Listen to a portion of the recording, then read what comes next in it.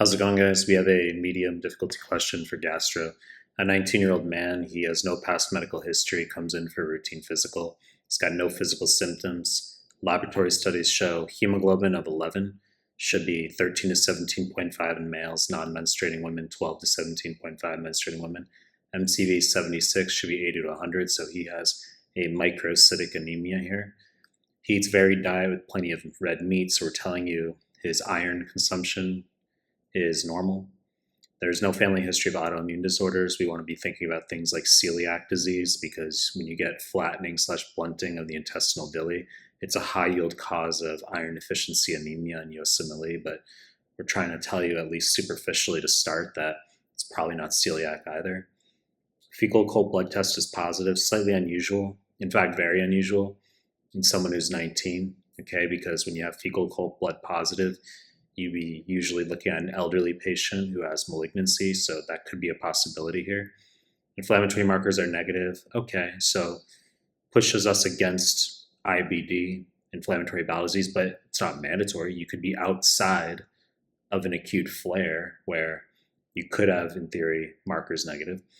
As part of his workup, the physician considers whether a technetium-99 test, if performed, would localize the right lower quadrant. That is pass level, to be honest, okay? You need to know that that test is done specifically for a notable diagnosis.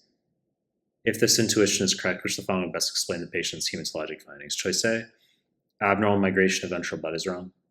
So the abnormal migration of the ventral pancreatic bud is the mechanism for annular pancreas. Okay, so it's a rare cause of duodenal obstruction. As you guys know, duodenal atresia will give you double bubble sign in neonate with abdominal x-ray, and then every once in a while can be an annular pancreas as the diagnosis instead. But choice A, that would be annular pancreas. Round fucking answer. Choice B, and the elephant in the room obviously is you're talking bilious vomiting and neonate. Choice B, heterotopic gastric mucosa is correct. So heterotopic gastric and pancreatic tissue within Meckel diverticulum. It's a true diverticulum. So it involves all the layers of the GI tract, mucosa, submucosa, muscularis propria. For whatever magical reason, you can get gastric and pancreatic tissue growing inside of it. Okay, so heterotopic, ectopic, the words are used interchangeably, just means tissue growing where it's not supposed to be growing. And it can cause bleeding, leading to iron deficiency anemia. Now, some of you who are very astute will say, wait a second, I don't get it. He's 19. I thought Meckel diverticulum was kids.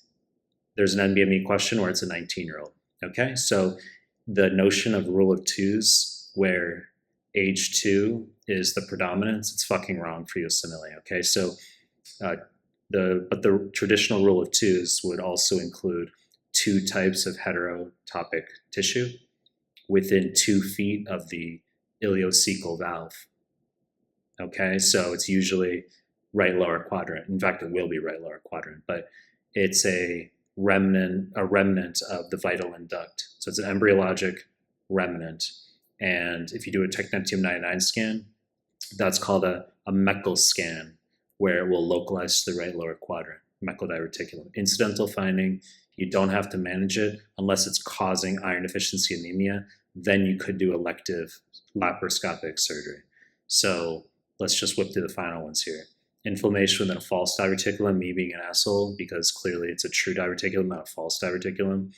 Zenker is an example of a false diverticulum. So it's mucosa, submucosa, but not the muscularis propria.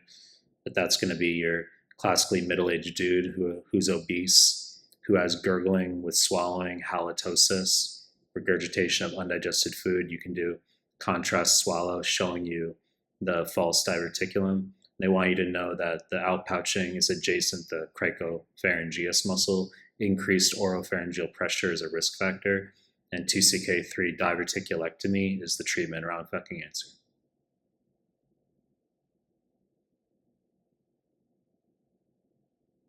Choice D, interleukin 6 effect is wrong. That would be anemia of chronic disease. So we're not worried about underlying conditions such as malignancy or hepatitis B, C, or autoimmune diseases, IBD, SLE, RA, renal failure. These are high-yield causes of anemia of chronic disease, but cytokine-mediated effects are the mechanism, especially interleukin-6. It increases hepcidin, which is going to lock iron within macrophages, causes sequestration. So patients will have normal ferritin, sometimes ever so slightly increased, and they're going to have low serum iron. It's anemia of chronic disease. His MCV is low, so it's not mandatory that you have a normal MCV with anemia of chronic disease. I've inculcated that in about 50% of USMLE questions, they'll give you a low MCV. So it's not mandatory that it's normal. Wrong fucking answer. Choice C malignancy is wrong. Now, in a young patient, virtually impossible unless there's a family condition. Okay, so if he had, let's say, familial adenomatous polyposis, the APC gene, chromosome 5 autosomal dominant, as an example, then fine. Okay, that's where you get hundreds to thousands of polyps. If you throw soft tissue tumors, osteomas, lipomas on top of it, that's Gardner syndrome. If you throw CNS tumors on top of it, it's called Turcot syndrome. So it's obviously a red flag you'd have to worry about in the back of your mind. In a young patient, it's just not the demographic. Simple elimination through family history for the most part.